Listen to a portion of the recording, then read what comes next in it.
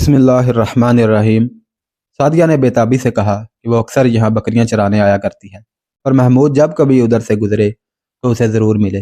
محمود اسے جذبات اور حقائق کے درمیان بھٹکتا چھوڑ کر اس کے گاؤں کی طرف چلا گیا۔ سعدیہ یہ سوچتی رہ گئی کہ وہ کون ہے، کہاں سے آیا ہے اور کہاں جا رہا ہے۔ اس کا لباس اسی علاقے کا تھا، مگر اس کی شکل و صورت اور اس کی باتیں بتاتی تھیں کہ وہ اس علاقے کا رہنے والا نہیں۔ سعدیہ کے شکوک صحیح تھے۔ محمد بن احمد دیہاتی علاقے کا رہنے والا نہیں تھا، سکندریہ شہر کا باشندہ تھا اور علی بن سفیان کی داخلی جاسوسی یعنی انٹیلیجنس کا ایک ذہین کارکن تھا۔ وہ کئی مہینوں سے اپنے فرض کی ادائیگی کے لیے سرحدی دیہات میں گھوم پھر رہا تھا۔ اس نے کھانے پینے اور رہنے کا انتظام خفیہ رکھا ہوا تھا۔ اس کے چند اور جاسوس بھی تھے جو اس علاقے میں پھیلے ہوئے تھے۔ وہ کبھی کبھی اکٹھے ہوتے اور ان کے جو مشاہدات ہوتے تھے وہ اپنے کسی ایک ساتھی کے سپرد کر کے اسے قاہرہ بھیج دیتے تھے۔ اس طرح علی بن سفیان کے شعبے کو پتہ چلتا رہتا تھا کہ سرحدی علاقے میں کیا ہو رہا ہے۔ محمود بن احمد کو سعدیہ مل گئی تو اس نے اس لڑکی کے ساتھ بھی ایسی باتیں کی جن سے اسے گاؤں اور گرد و پیش کے علاقے کے لوگوں کے خیالات کا علم ہو سکتا تھا۔ اس نے سعدیہ کے گاؤں کی مسجد کے امام کے متعلق خاص طور پر پوچھا تھا۔ وجہ یہ تھی کہ 2 گاؤں میں اس نے ایسے امام مسجد دیکھے تھے جو اسے مشکوک سے لگتے تھے۔ وہاں کے لوگوں سے اسے پتہ چلا تھا کہ یہ دونوں امام نئے آئے ہیں۔ اس سے پہلے ان مسجدوں میں امام تھے ہی نہیں۔ دونوں جہاد کے خلاف وعظ سناتے اور قرآن کی آیات پڑھ کر غلط تفسیریں بیان کرتے تھے، اور یہ دونوں پر اسرار غیب دان کو برحق بتاتے اور لوگوں میں اس کی زیارت کا اشتیاق پیدا کرتے تھے۔ محمود اور اس کے 2 ساتھیوں نے ان دونوں اماموں کے متعلق رپورٹ قاہرہ کو بھیج دی تھی اور اب وہ سعدیہ کے گاؤں جا رہا تھا۔ اسے یہ سن کر بہت خوشی ہوئی تھی کہ اس گاؤں کا امام سلطان ایوبی کا مرید اور اسلام کا علم بردار ہے۔ اس نے اسی مسجد کو اپنا ٹھکانہ بنانے کا فیصلہ کر لیا۔ وہ مسجد میں گیا اور امام سے ملا۔ اپنا جھوٹا تعارف کرا کے اس نے کہا کہ وہ مذہبی علم کی تلاش میں مارا مارا پھر رہا ہے۔ امام نے اسے تعلیم دینے کا وعدہ کیا اور اسے مسجد میں رہنے کی پیشکش کی۔ محمود مسجد میں قید نہیں ہونا چاہتا تھا۔ اس نے امام سے کہا کہ وہ 2-3 روز بعد اپنے گھر جایا کرے گا۔ اس نے امام کو بھی اپنا نام نہیں بتایا تھا۔ امام نے اس سے نام پوچھا تو اس نے کچھ اور نام بتا دیا۔ یہ پوچھا کہ وہ کہاں کا رہنے والا ہے تو اس نے اور کسی سرحدی گاؤں کا نام بتا دیا۔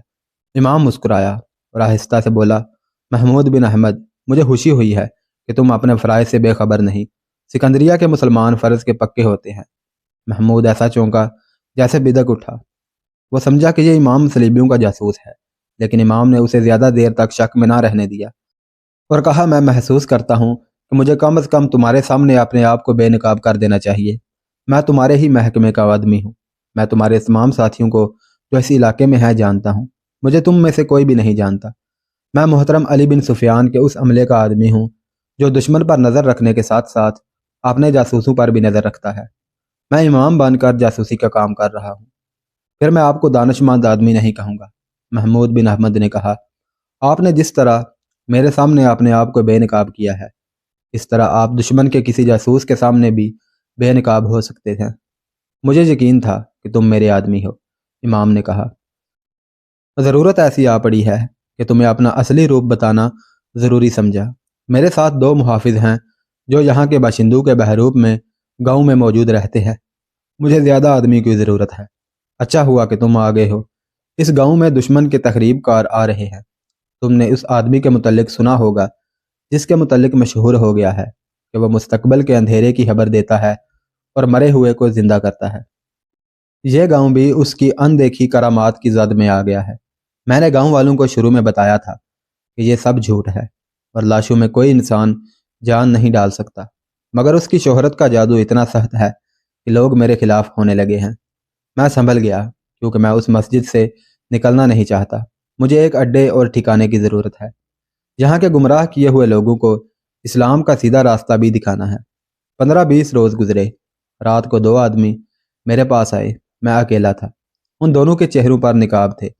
انہوں نے مجھے دھمکی دی کہ میں یہاں سے چلا جاؤں۔ میں نے انہیں کہا کہ میرا اور کوئی ٹھکانہ نہیں۔ انہوں نے کہا کہ اگر یہاں رہنا چاہتے ہو تو درس بند کر دو اور اس کی باتیں کرو جو آسمان سے آیا ہے اور خدا کا سچا مذہب لایا ہے۔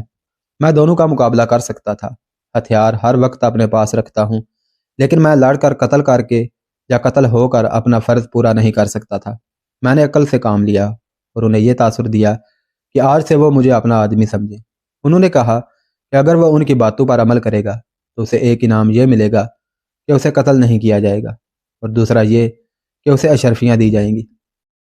پھر آپ نے اپنے وعظ اور خطبے کا رنگ بدل دیا ہے؟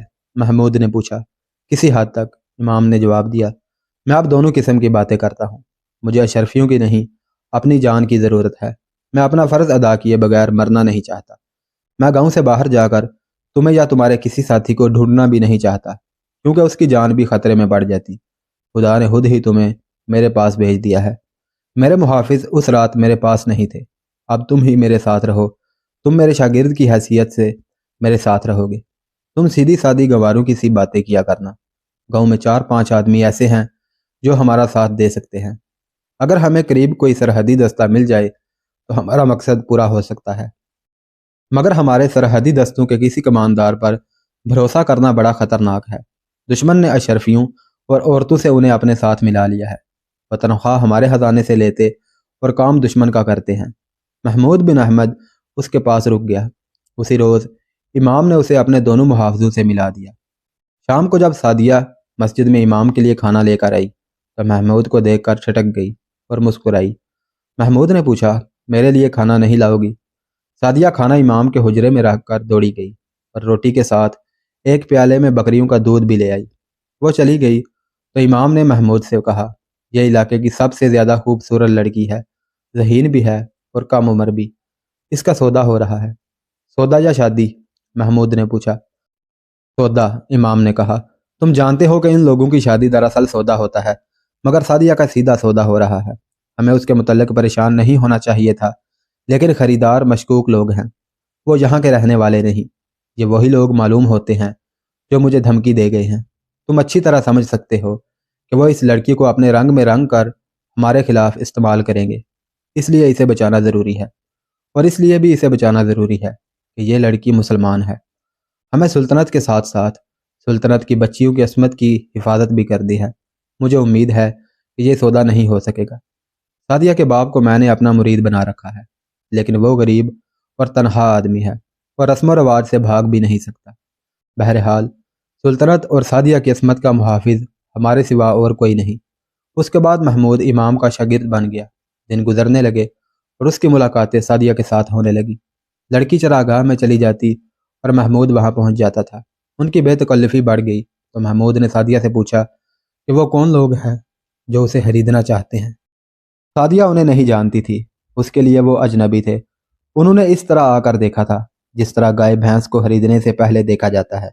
سعدیہ کو اچھی طرح معلوم تھا کہ وہ کسی کی بیوی نہیں بنے گی۔ اسے عرب کا کوئی دولت مند تاجر یا کوئی امیر یا وزیر اپنے حرم میں رکھ کر قید کر لے گا، جہاں وہ اپنا گھر بسائے بغیر بوڑھی ہو کر مر جائے گی، یا اسے ناچنا سکھا کر تفریح کی چیز بنا لیا جائے۔ اس نے اپنے گاؤں کے فوجیوں سے ایسی لڑکیوں کے بہت قصے سنے تھے۔ وہ اتنے پسماندہ علاقے میں رہتے ہوئے بھی ذہین تھی اور اپنا برا بلا سوچ سکتی تھی۔ اس نے محمود کو دیکھا تو اسے دل میں بٹھا لیا، اور اس نے جب یہ دیکھا کہ محمود اسے چاہنے لگا ہے تو اس نے دل میں یہ ارادہ پختہ کر لیا کہ وہ فروخت نہیں ہوگی۔ وہ جانتی تھی کہ خریداروں سے بچنا اس کے لیے ممکن نہیں۔ ایک روز اس نے محمود سے پوچھا، تم مجھے خرید نہیں سکتے؟ خرید سکتا ہوں، محمود نے کہا، لیکن میں جو قیمت دوں گا وہ تمہارے باپ کو منظور نہیں ہوگی۔ کتنی قیمت دو گے؟ سعدیہ نے پوچھا۔ میرے پاس دینے کے لیے اپنے دل کے سوا کچھ بھی نہیں، محمود بن احمد نے جواب دیا۔ معلوم نہیں تم دل کی قیمت جانتی ہو یا نہیں۔ اگر تمہارے دل میں میری محبت ہے تو میرے لیے یہ قیمت بہت زیادہ ہے، سعدیہ نے کہا۔ تم ٹھیک کہتے ہو کہ میرے باپ کو یہ قیمت منظور نہیں ہوگی، لیکن میں تمہیں یہ بتا دوں کہ میرا باپ مجھے بیچنا نہیں چاہتا۔ اس کی مجبوری یہ ہے کہ وہ غریب ہے اور اکیلا ہے۔ میرا کوئی بھائی نہیں۔ میرے خریداروں نے میرے باپ کو دھمکی دی ہے کہ اس نے ان کی قیمت قبول نہ کی تو وہ مجھے اغوا کر لیں گے۔ تمہارا باپ اتنی زیادہ قیمت کیوں قبول نہیں کرتا؟ محمود نے پوچھا۔ لڑکیوں کو بیچنے کا تو یہاں رواج ہے۔ باپ کہتا ہے کہ وہ لوگ مسلمان نہیں لگتے، سعدیہ نے کہا۔ میں نے بھی باپ سے کہہ دیا ہے کہ میں کسی غیر مسلم کے پاس نہیں جاؤں گی، اس نے بےتاب ہو کر کہا۔ تم اگر مجھے اپنے ساتھ لے جانے کے لیے تیار ہو تو میں ابھی تمہارے ساتھ چل پڑوں گی۔ میں تیار ہوں، محمود نے کہا۔ تو چلو، سعدیہ نے کہا، آج ہی رات چلو۔ نہیں، محمود کے منہ سے نکل گیا، میں اپنا فرض پورا کیے بغیر کہیں بھی نہیں جا سکتا۔ کیسا فرض؟ سعدیہ نے پوچھا۔ محمود بن احمد چونکا۔ وہ سعدیہ کو نہیں بتا سکتا تھا کہ اس کا فرض کیا ہے۔ اس نے منہ سے نکلی ہوئی بات پر پردہ ڈالنے کی کوشش کی، مگر سعدیہ اس کے پیچھے پڑ گئی۔ محمود کو اچانک یاد آ گیا۔ اس نے کہا، میں امام سے مذہبی تعلیم لینے آیا ہوں، اس کی تکمیل کے بغیر کہیں نہیں جاؤں گا۔ اس وقت تک مجھے معلوم نہیں کہاں پہنچا دیا جائے گا، سعدیہ نے کہا۔ محمود فرض کو ایک لڑکی پر قربان کرنے پر آمادہ نہ ہو سکا۔ اس کے دل میں یہ شک بھی پیدا ہوا کہ یہ لڑکی دشمن کی جاسوس بھی ہو سکتی ہے، جسے اسے بیکار کرنے کے لیے استعمال کیا جا رہا ہے۔ لہذا اس نے سعدیہ کے متعلق چھان بین کرنا ضروری سمجھا۔ صلاح الدین ایوبی کی فوج قاہرہ سے 8-10 میل دور تھی۔ اسے بتا دیا گیا تھا کہ فوج مشتعل ہے اور مصر کی فوج پر ٹوٹ پڑے گی۔ سلطان ایوبی نے وہاں پڑاؤ کا حکم دے دیا اور سپاہیوں میں گھومنے پھرنے لگا۔ وہ خود سپاہیوں کے جذبات کا جائزہ لینا چاہتا تھا۔ وہ ایک سوار کے پاس رکا تو کئی سوار اور پیادہ اس کے گرد جمع ہو گئے۔ اس نے ان کے ساتھ غیر ضروری سی باتیں کی تو ایک سوار بول پڑا۔ اس نے پوچھا، گستاخی معاف سالار اعظم، یہاں پڑاؤ کی ضرورت نہیں تھی، ہم شام تک قاہرہ پہنچ سکتے تھے۔ تم لوگ لڑتے لڑتے آئے ہو، سلطان ایوبی نے کہا۔ میں تمہیں اس کھلے صحرا میں آرام دینا چاہتا ہوں۔ ہم لڑتے آئے ہیں اور لڑنے جا رہے ہیں، سوار نے کہا۔ لڑنے جا رہے ہیں؟ سلطان ایوبی نے انجان بنتے ہوئے پوچھا۔ میں تو تمہیں قاہرہ لے جا رہا ہوں، جہاں تم اپنے دوستوں سے ملو گے۔ وہ ہمارے دشمن ہیں، سوار نے کہا۔ اگر یہ سچ ہے کہ ہمارے دوست بغاوت کرنے پر تلے ہوئے ہیں تو وہ ہمارے دشمن ہیں، صلیبیوں سے بدترین دشمن، ایک اور سپاہی نے کہا۔ کیا یہ سچ نہیں سالار اعظم کہ قاہرہ میں غداری اور بغاوت ہو رہی ہے؟ کسی اور نے پوچھا۔ کچھ گڑبڑ سنی ہے، سلطان ایوبی نے کہا۔ میں مجرموں کو سزا دوں گا۔ آپ پوری فوج کو کیا سزا دیں گے؟ ایک سوار نے کہا۔ سزا ہم دیں گے، ہمیں کمانداروں نے قاہرہ کے سارے حالات بتا دیے ہیں۔ ہمارے ساتھی شوبک اور کرک میں شہید ہوئے ہیں۔ دونوں شہروں کے اندر ہماری بیٹیوں اور بہنوں کی عصمت دری ہوئی ہے اور کرک میں ابھی تک ہو رہی ہے۔ ہمارے ساتھی قلعے کی دیواروں سے دشمن کی پھینکی ہوئی آگ میں زندہ جل گئے ہیں۔ قبلہ اول پر کافروں کا قبضہ ہے اور ہماری فوج قاہرہ میں بیٹھی عیش کر رہی ہے، آپ کے خلاف بغاوت کی تیاری کر رہی ہے۔ جنہیں شہیدوں کا پاس نہیں، اپنی بیٹیوں کی عصمتوں کا خیال نہیں، انہیں زندہ رہنے کا بھی حق نہیں۔ ہم جانتے ہیں وہ اسلام کے دشمن کے دوست بن گئے ہیں۔ ہم جب تک غداروں کی گردنیں اپنے ہاتھوں نہیں کاٹیں گے، ہمیں شہیدوں کی روحیں معاف نہیں کریں گی۔ ذرا ان زخمیوں کو دیکھیے جنہیں ہم اپنے ساتھ لا رہے ہیں، کسی کی ٹانگ نہیں، کسی کا بازو نہیں۔ کیا یہ اس لیے ساری عمر کے لیے اپاہج ہو گئے ہیں کہ ہمارے ساتھی اور ہمارے دوست دشمن کے ہاتھ میں کھیلے؟ ہم انہیں اپنے ہاتھوں سزا دیں گے۔ اور پھر ایسا شور بپا ہو گیا کہ ساری فوج وہاں جمع ہو گئی۔ صلاح الدین ایوبی کے لیے اس جوش و خروش پر قابو پانا مشکل ہو گیا۔ وہ سپاہیوں کے جوش پر جذبے کو سرد کر کے ان کا دل بھی نہیں توڑنا چاہتا تھا۔ اس نے انہیں صبر و تحمل کی تلقین کی، کوئی حکم نہ دیا۔ اپنے خیمے میں گیا، مشیروں اور نائبین کو بلا کر کہا کہ یہ فوج اگلے حکم تک یہی پڑاؤ کرے گی۔ اس نے کہا، میں نے دیکھ لیا ہے کہ خانہ جنگی ہوگی، فوج کا آپس میں ٹکرا جانا دشمن کے لیے فائدہ مند ہوتا ہے۔ میں آج رات قاہرہ جا رہا ہوں، کسی کو معلوم نہ ہو سکے کہ میں یہاں نہیں ہوں۔ سپاہیوں کے جوش کو سرد کرنے کی بھی کوشش نہ کی جائے۔ اس نے ضروری احکام اور ہدایات دے کر کہا، ہماری قاہرہ والی فوج جو بغاوت پر آمادہ ہے میری نظر میں بے گناہ ہے، اور ہماری قوم کے وہ نوجوان جو جوئے اور ذہنی عیاشی کے عادی ہوتے جا رہے ہیں وہ بھی بے گناہ ہیں۔ فوج کو ہمارے اعلیٰ حکام نے غلط باتیں بتا کر بھڑکایا ہے۔ انہیں حکام کے ایما پر دشمن نے ہمارے ملک کے سب سے بڑے شہر میں ذہنی عیاشی کے سامان پھیلائے ہیں۔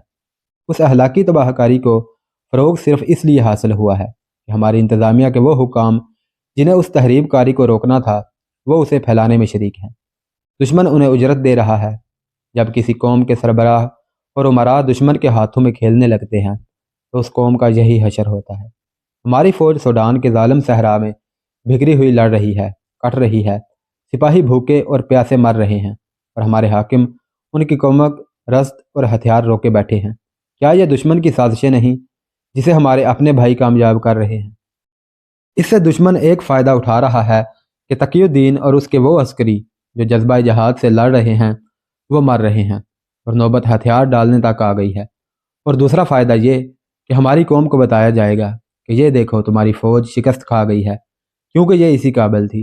ہمارے بعض بھائی مصر کی عمارت پر قابض ہونے کے خواب دیکھ رہے ہیں۔ وہ سب سے پہلے فوج کو قوم کی نظروں میں رسوا اور ذلیل کرنا چاہتے ہیں تاکہ وہ من مانی کر سکے۔ مجھے امارت کے ساتھ چپکے رہنے کی کوئی خواہش نہیں۔ اگر میرے مخالفین میں سے کوئی مجھے یہ یقین دلا دے کہ وہ میرے عزم کو پایا تکمیل تک پہنچائے گا تو میں اس کی فوج میں سپاہی بن کر رہوں گا، مگر ایسا کون ہے؟ یہ لوگ اپنی باقی زندگی بادشاہ بن کر گزارنا چاہتے ہیں، ہاں دشمن کے ساتھ ساز باز کر کے بادشاہی ملے، اور میں اپنی زندگی میں قوم کو اس مقام پر لانا چاہتا ہوں جہاں وہ اپنے دین کے دشمنوں کے سر پر پاؤں رکھ کر بادشاہی کرے۔ ہمارے ان لالچی اور غدار حاکموں کی نظر اپنے حال پر ہے، اپنے آج پر ہے، میری نظر قوم کے مستقبل پر ہے۔ اس نے بولتے بولتے توقف کیا اور کہا، میرا گھوڑا فوراً تیار کرو۔ اس نے ان افراد کے نام لیے جنہیں اس کے ساتھ جانا تھا۔ اس نے کہا، نہایت خاموشی سے ان سب کو بلاؤ اور انہیں قاہرہ چلنے کے لیے کہو، میرا خیمہ یہیں لگا رہنے دو تاکہ کسی کو شک نہ ہو کہ میں یہاں نہیں ہوں۔ اس نے گہرا سانس لیا اور کہا، میں آپ کو سختی سے ذہن نشین کراتا ہوں کہ جو فوج بغاوت کے لیے تیار ہے میں اس کے خلاف کوئی کارروائی نہیں کروں گا۔ تم میں سے کوئی بھی اس فوج کے خلاف کدورت نہ رکھے۔ اسی طرح اپنے نوجوانوں کو بھی قابل نفرت نہ سمجھنا۔ میں ان کے خلاف کارروائی کروں گا جو فوج اور قوم کو گمراہ اور ذلیل کرنے کے ذمہ دار ہیں۔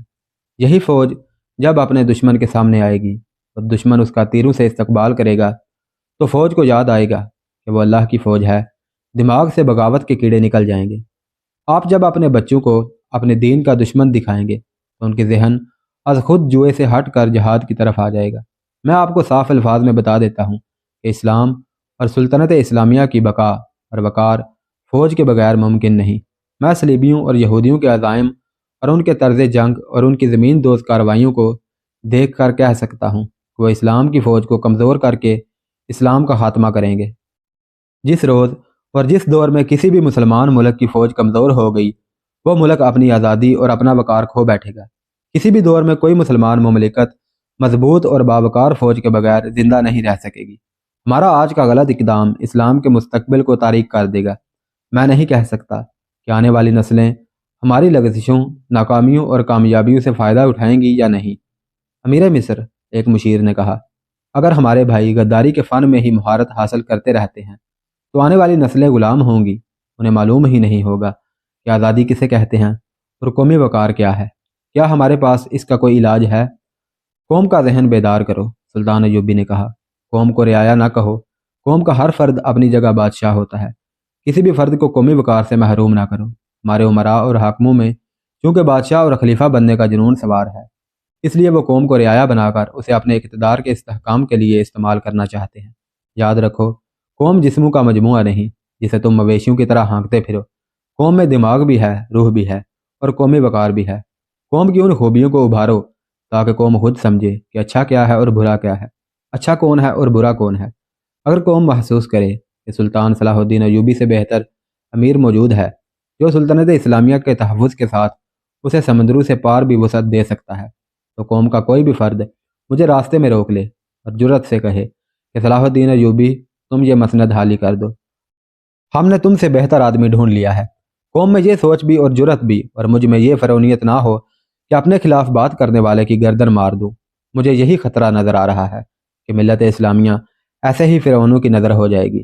قوم کو رعایا اور مویشی بنا دیا جائے گا، پھر مسلمان نہیں رہیں گے یا برائے نام مسلمان ہوں گے۔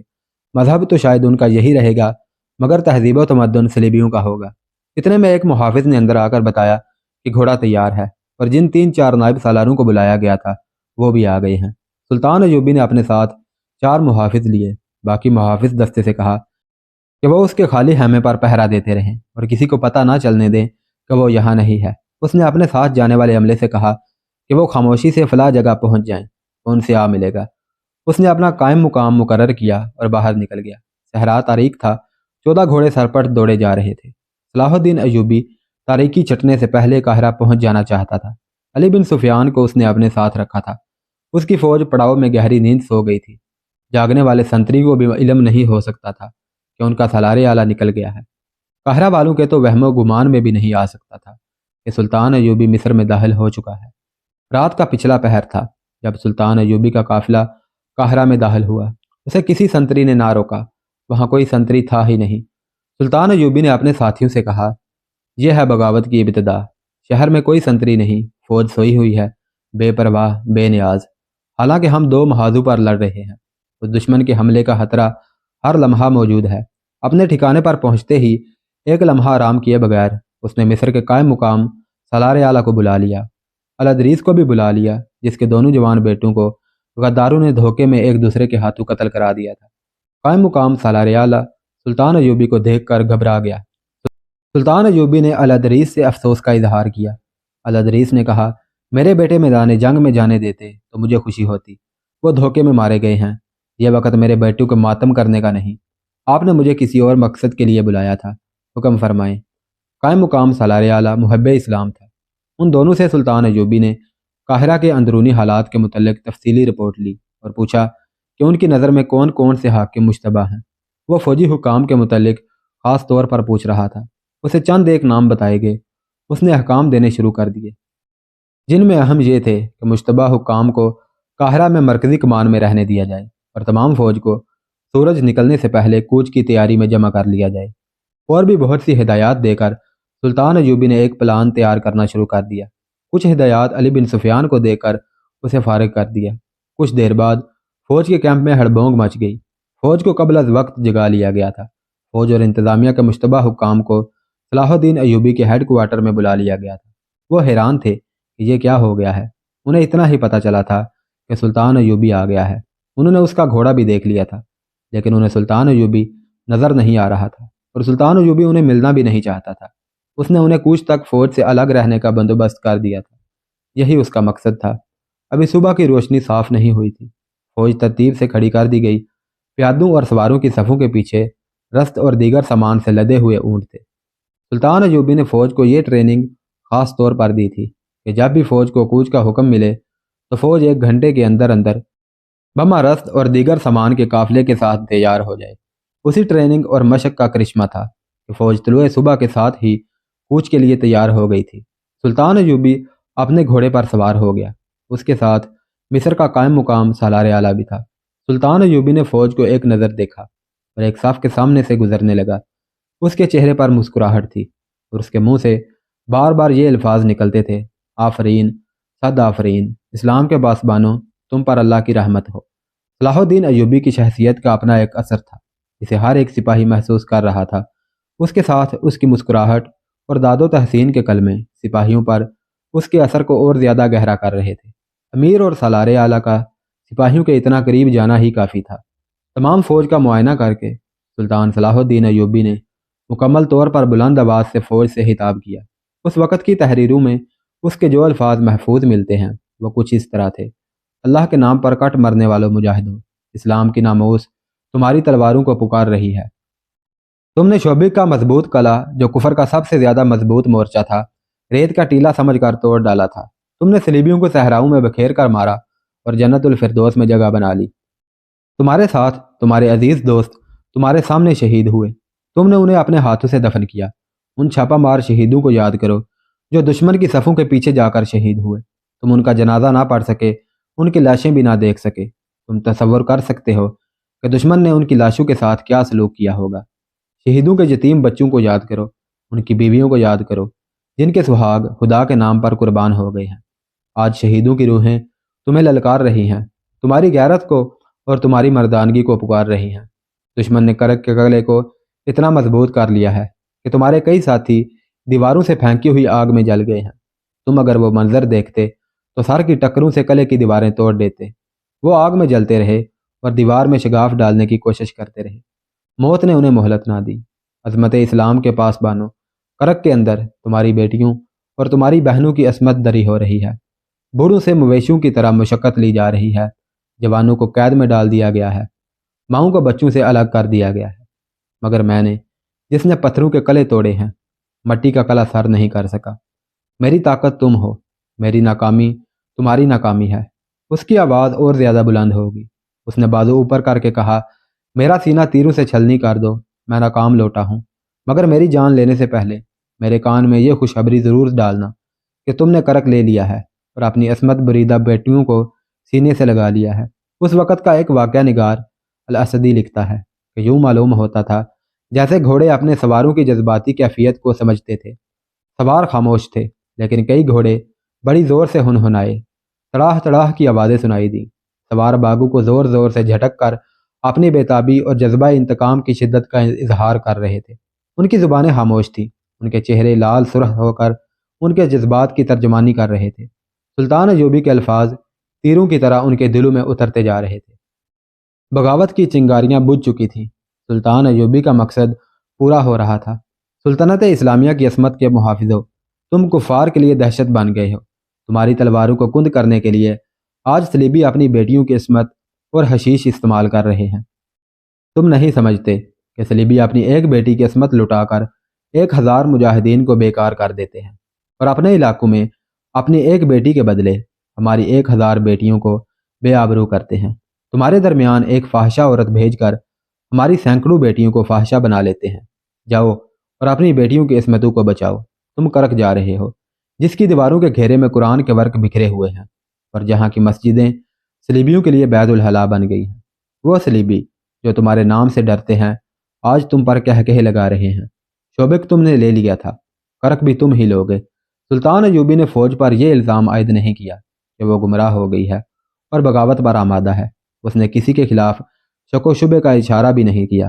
اس کے بجائے فوج کے جذبے اور غیرت کو ایسا للکارا کہ فوج جو حیران تھی کہ اسے اتنی سویرے کیوں جگایا گیا ہے، اب اس پر حیران تھی کہ اسے کرک کی طرف کوچ کا حکم کیوں نہیں دیا جاتا۔ تمام تر فوج مشتعل ہو گئی تھی۔ سلطان ایوبی نے اعلیٰ اور ادنا کمانڈروں کو بلایا اور انہیں کوچ کے متعلق ہدایات دیں۔ کوچ کے لیے کوئی اور راستہ بتایا۔ راستہ اس راستے سے بہت دور تھا جس پر محاذ کی فوج آ رہی تھی۔